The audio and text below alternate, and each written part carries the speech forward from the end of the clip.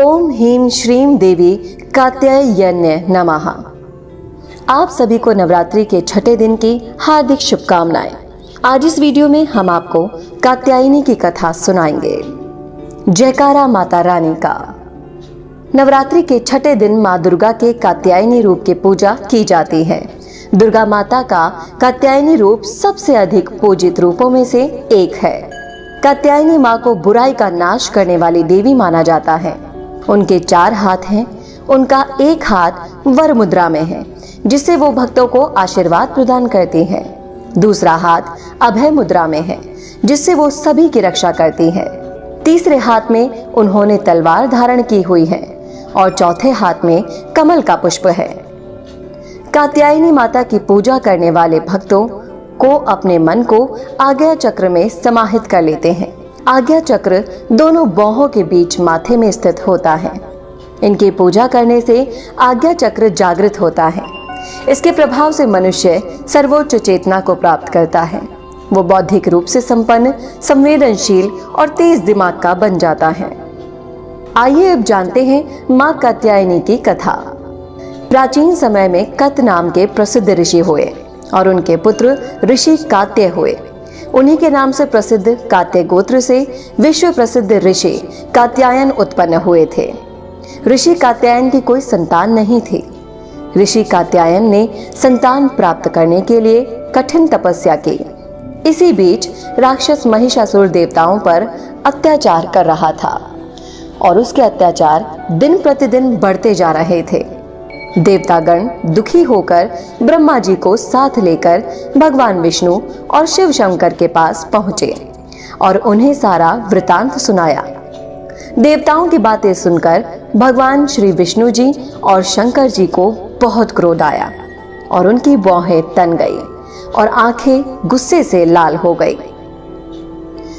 इससे भगवान विष्णु के मुख से एक बड़ा भारी तेज निकला।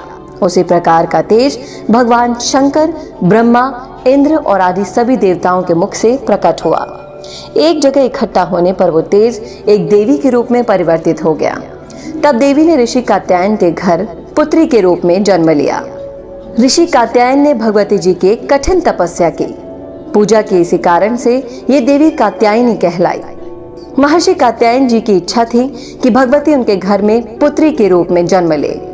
देवी ने उनकी ये प्रार्थना स्वीकार की और अश्विन कृष्ण चतुर्दशी को जन्म लेने के पश्चात शुक्ल सप्तमी, अष्टमी और नवमी तीनों दिन तक कात्यायन ऋषि ने इनकी पूजा की। दशमी को देवी ने महिषासुर का वध किया और देवों को महिषासुर के अत्याचारों से मुक्त भी किया। माँ कात्यायनी को राक्षसों द्वारा किए जा रहे अत्याचारों को समाप्त करने के लिए बनाया गया था और उन्होंने एक योद्धा के रूप में जन्म लिया। महिषासुर को मारने के लिए त्रिदेव और अन्य सभी देवताओं ने उन्हें बहुत सारे अस्त्र शस्त्र प्रदान किए थे। कथा समाप्त। कथा सुनने वालों का भी भला और सुनाने वालों का भी भला। देवी कात्यायनी अमूल्य फलदायिनी है। इनकी पूजा अर्चना द्वारा सभी संकटों का नाश होता है। इनकी विशेष पूजा कन्या के विवाह में आ रही बाधा दूर हो जाती है। कहते हैं कृष्ण को पति रूप में प्राप्त करने के लिए ब्रज की गोपियों ने माता कात्यायनी की पूजा की थी। ये पूजा कालिंदी यमुना के तट पर की गई थी। इसीलिए ये ब्रज मंडल की अधिष्ठात्री देवी के रूप में प्रतिष्ठित है। माता कात्यायनी की पूजा से देवगुरु बृहस्पति प्रसन्न होते हैं और कन्याओं को अच्छे पति का वरदान देते हैं। इनका शुभ रंग लाल है और इस दिन इनको लाल रंग के कपड़े और फूल चढ़ाएं।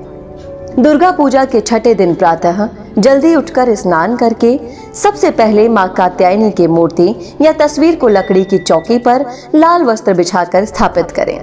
तदुपरांत चौकी पर मनोकामना गुटिका रखें, दीपक प्रज्वलित रखें।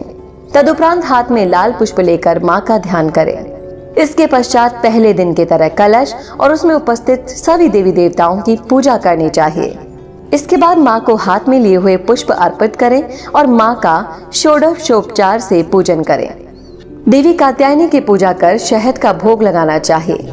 हाथों में पुष्प लेकर माता के ऊपर दिए गए मंत्रों का जाप करते हुए उन पर पुष्प अर्पित करने चाहिए।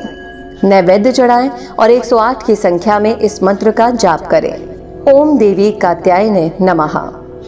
मंत्र की समाप्ति पर माँ की प्रार्थना और आरती करें। फिर इसी मंत्र से माँ की स्तुति भी करें। या देवी सर्वभूतेषु माँ कात्यायनी रूपेण संस्था नमस्तस्यै नमस्तस्यै नमस्तस्यै नमो नमः। जय माता कात्यायनी। आपका व्रत करने वाले, पूजा पाठ करने वाले सभी भक्तों की मनोकामनाएं पूरी हो।